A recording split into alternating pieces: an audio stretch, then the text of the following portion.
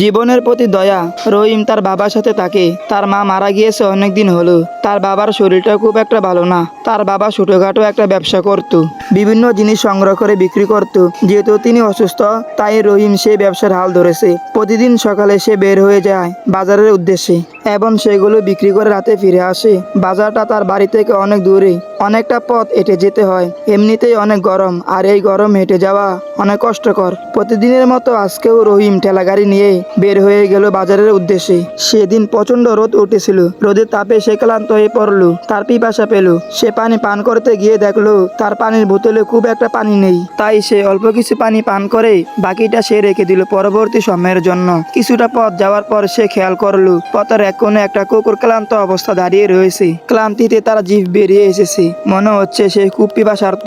রহিম একটু কাছাকাছি যেতে কুকুরটা তার দিকে মায়াভরা চোখে তাকালো। কুকুরটা দেখে রহিমের খুব মায়া হলো। রহিমের মনে হলো কুকুরটাকে পানি পান করালে হয়তো একটু সুস্থ বোধ করবে। কিন্তু যেই না সে তার বোতল বের করলো, সে দেখলো তার বোতলে সামান্য কিছু পানি আছে, আর তার এখান থেকে বাজারে যাওয়ার অনেক পথ বাকি। রহিম মনে মনে ভাবলো, আচ্ছা বাকি রাস্তা না হয় কষ্ট করে আস্তে আস্তে হেঁটে গেলাম, কিন্তু এই বেচারা পানিটা গরমের তৃষ্ণায় মারা যাওয়ার মতো অবস্থা।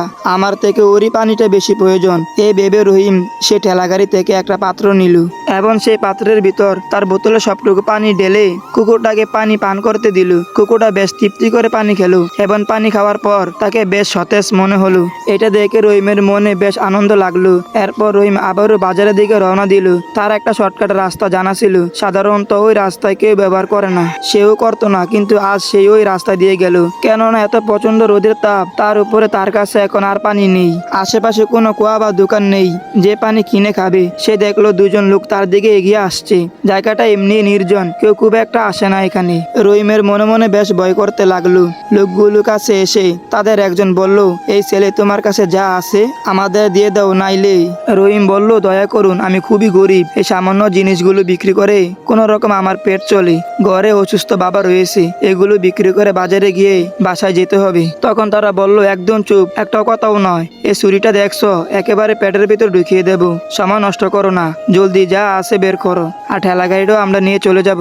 রহিম বলল, দয়া করে এই কাজটি করবেন না। তখনই তারা দূর থেকে একটি কুকুরের চিৎকার শুনতে পেল। সকলেই দেখলো দূর থেকে একটি কুকুর দৌড়ে আসছে। এটি সেই কুকুর যে কুকুরটিকে রহিম পানি পান করিয়েছিল। কুকুরটি রহিমের কাছে এসেই ওই লোকটি দুটির দিকে তাকিয়ে গেউ গেউ চিৎকার করতে লাগলো। কুকুরটাকে বেশ রাগান্বিত মনে হলো, যেন এই বুঝে আক্রমণ করবে। লোকগুলো সে কুকুরটাকে দেখে বেশ ভয় পেয়ে গেল। তারা ছুরিটা ফেলে সেখান থেকে দৌড়ে চলে গেল।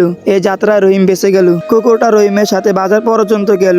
আর এইভাবে প্রতিদিন রহিম যখন ওই রাস্তা দিয়ে যাতায়াত করতো, আর ওই কুকুরটাও তার সাথে থাকতো। এরপর থেকে রহিমের আর কোনো সমস্যা হলো না। তো যাই হোক, আজকে এই পর্যন্তই। সবাই সুস্থ থাকবেন, ভালো থাকবেন, আমার জন্য দোয়া করবেন। খুদা হাফেজ।